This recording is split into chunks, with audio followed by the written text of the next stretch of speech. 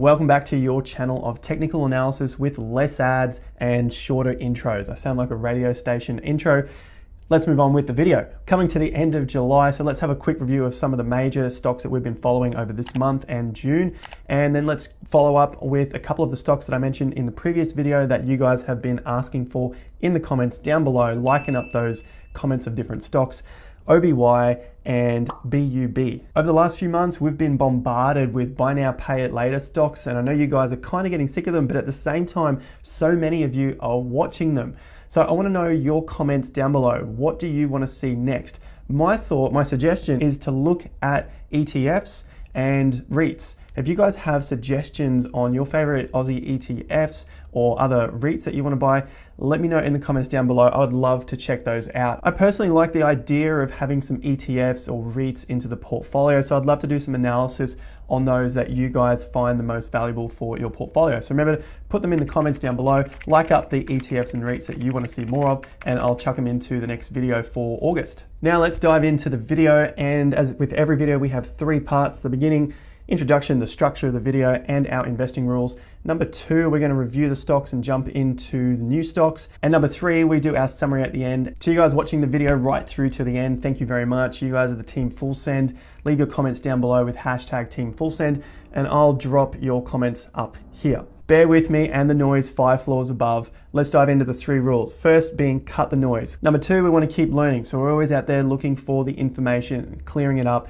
using the information that works, which leads on to number 3, and that is repeating the process. So with that in mind, let's dive into part 2. So the structure for part 2 is to review some of the stocks from the previous month and then dive into a couple of the new stocks from your suggestions. But quickly, before I do that, I wanted to ask you guys if you are finding value from these videos. All I'm asking is that you give the video a like down below and subscribe to see more of this sort of content. My hope is that I can offer enough value to ask you just to hit the little like button down below. It seems so petty, but pretty much it helps out the channel and pushes the content to more people. More of us come into the community, and I get to chat with more of you guys in the comment section. For example, the post I put up last night about Zip.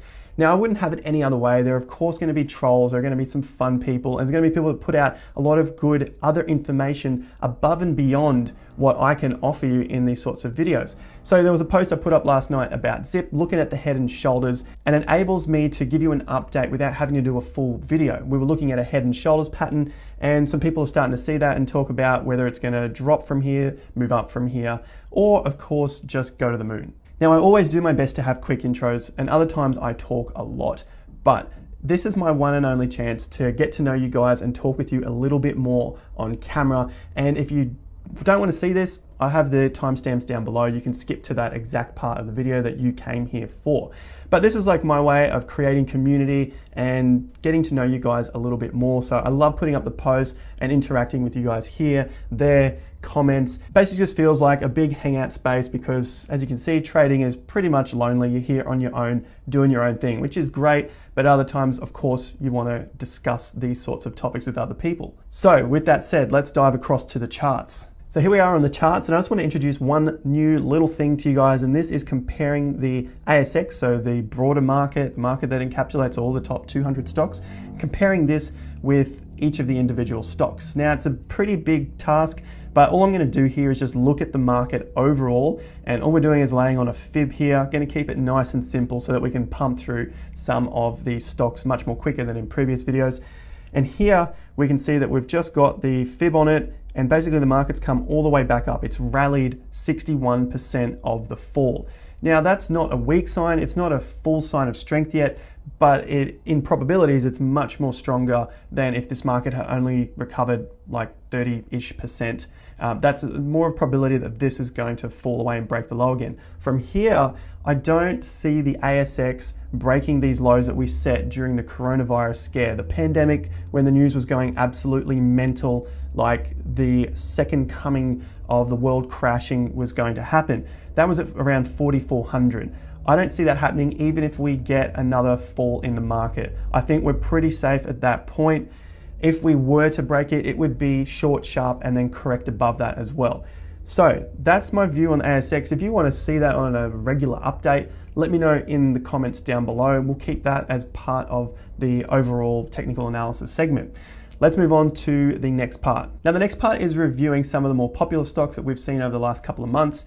REA is one of them, and when we first looked at this 5 or so weeks ago, we were looking at around 108 for a potential fall to $87. Now, I think this is really important to review these because you've seen on YouTube, there are tons of videos out there. How do you know? How do you keep track of any of these stock selections, top stocks, best stocks to buy, all this sort of stuff, if we don't go back and review our work from previously? Now, my thoughts were that we might see a fall to 87. That hasn't happened. I'm happy to call out if my call is wrong or right or whatever. At the end of the day, we're here to make money, so we don't need to be overboard and go on about going to the moon, this is wrong, this is right. We just need to look at the chart and reassess. And what I'm seeing here is these yellow lines is a support and resistance zone forming. This could be consolidation in REA before it takes off. Now, like I said, this was just a review, so we'll keep up to it in the next videos, but I don't want to go on about it too much. I'm not sure whether we'll get to 87 at this point because of what we're seeing here in a consolidation zone of 102 to 112, but we'll keep an eye on that. And if you guys see something happen, let us know in the comments of future videos and posts that I put up on my YouTube. That has been a great thing as well, and we get in contact there. Let's move on to Zip quickly. Now, this was the post. Market has opened. It's opened higher than it did yesterday, but we're still in this position of a head and shoulders pattern. Not much more to be said, just have to wait and see what happens from here. Of course, the deciding factor is if it breaks this neckline. I think we'll probably see somewhere down around this $3.60 to $4 range. That might be a great buying opportunity for people who are waiting to get into Zip. Much better than buying it at the hype levels of $7 and $7.50. Leave those dirty bags for someone else to hold and lose 50% of their value. That's not for us here on the channel. All right, one quick thing before we go into the next two reviews, and that is AFI. Let's get rid of those dirty ads on the free version. AFI, now this is one of the REITs and index funds and all this sort of thing in that space that I wanted to talk about with you guys. So if you have other suggestions, leave them in the comments down below for these sorts of funds. Now, AFI, we zoom out, let's get it on a bigger chart because this is on a day. Let's go to 1 month. Each bar is 1 month. Look at that uptrend from 1990. It has just been solid, solid, solid all the way up. Now, these are the sorts of things that I like the look of. There's not a huge amount of growth. Started at $1 and now you're at $6. Right, you know, you're not going to get super rich in 30 years of this thing only going from $1 to $6.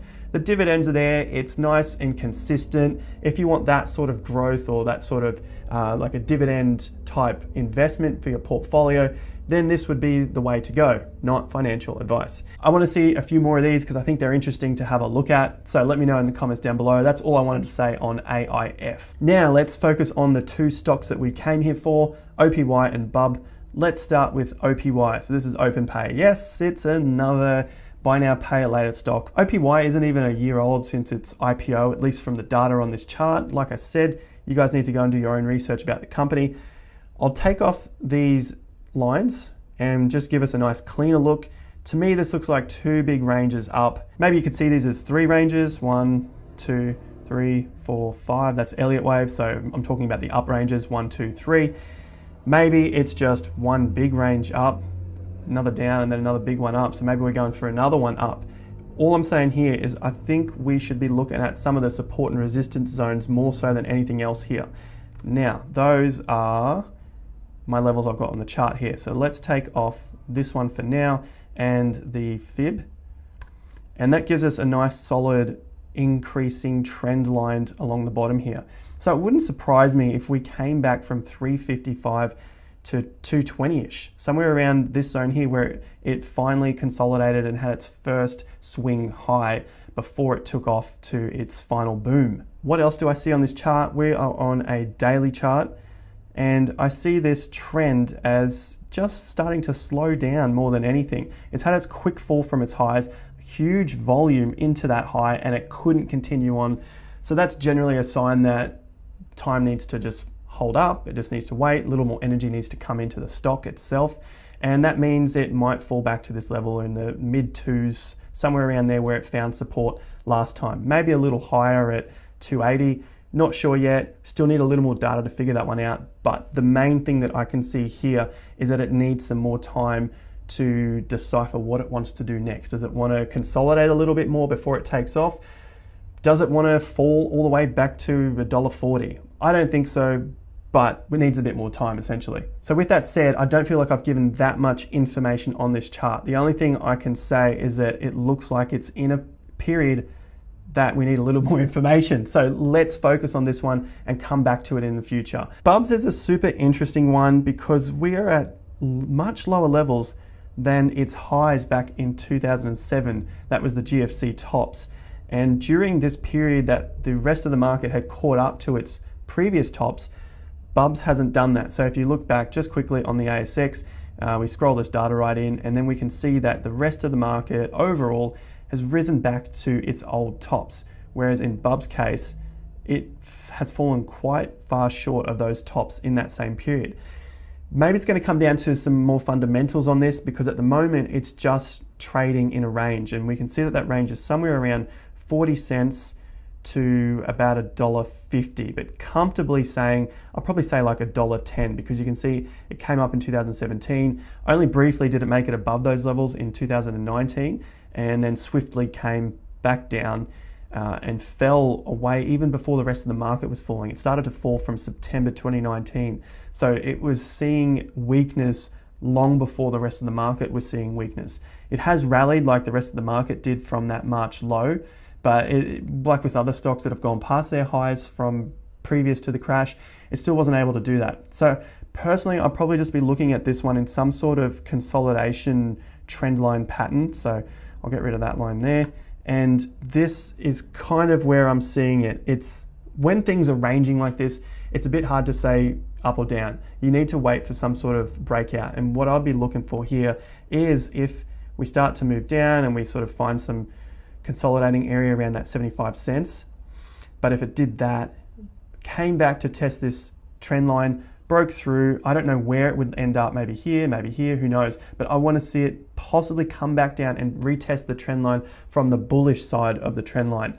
At that point, I would say that this is looking much more bullish and that there is a clearer identity, there's a clearer pattern to this stock. On the other hand, if it came up, tested this trend line and fell away again, then I would say that's bearish. So we always need to have two different sides to it. And I'm sure you guys who are following these videos that also have some trading experience would know that as well. So if you're seeing something else in this chart that I'm not, I'd love to hear from you guys. Right now, I'm just seeing it as a consolidation in this sort of triangle pattern, and we're just waiting to see what the market wants to do next. It's like they're holding their cards up their sleeve, and we're pretty much waiting for the next person to play their card. I wouldn't go out too hard too soon, because who knows what they have. They might have a hand of flush. I don't know why I'm using poker terms. I don't even play poker. Anyway, point being is we don't know what they're going to play next. So we're just waiting to see what the next decision is. So from our two stocks that we looked at today, Bubs and OpenPay, I think these need a little bit more time to show us what is going to happen next. The benefit to this is that we now have some support and resistance zones that we can look at to see whether we are getting closer to those targets, or if our thoughts have been invalidated and the market is going to do the opposite to what we're thinking, meaning maybe it's going to start heading up again, or it takes out our support zones and continues lower. I think that shows the overall trend of the market as well. It's in this uncertain time. Like we saw on the ASX 200, it's kind of at this guessing point, and people are just waiting to see what happens next as the market ranges between certain prices. We're not getting any clear signals yet, and sometimes that's okay. A lot of the time the market doesn't do anything. It just sits around in different zones until there's a breakout, and we want to be ready for those breakouts. Although it's boring, that's the best type of investing in my opinion, because we're getting to look at these charts when the hype isn't there, and we can keep tracking them like a sniper. We're just waiting, and then when the target's ready, we hit. So if you've done your fundamental research on these stocks, be sure to add them to your watch list and let me know in the comments when you want to see these stocks brought up again as a time to buy or sell using our technical analysis. If you made it this far in the video and you found a lot of value from it, please consider liking the video down below and subscribing, hitting the bell notification so you see these when they come out, and also sticking around on my YouTube for post updates of these stocks. I'll wrap it up there. You guys can follow me on Facebook and Instagram. Be sure to check out the other videos on my channel. Also cryptocurrency, I'm going to throw it in here. I know everyone's here for ASX, but crypto is looking amazing at the moment. There are a lot of stocks which are taking off, and if you're just in ASX to make some gains, get some big quick gains, I'd consider looking at cryptocurrency. Of course, not financial advice, but if you want to look at those gains and get in some sort of trading, definitely check those out. I've got videos on my channel for cryptocurrency as well. Catch you guys at the next video. Have a great weekend. Until then, have more fun and get more done.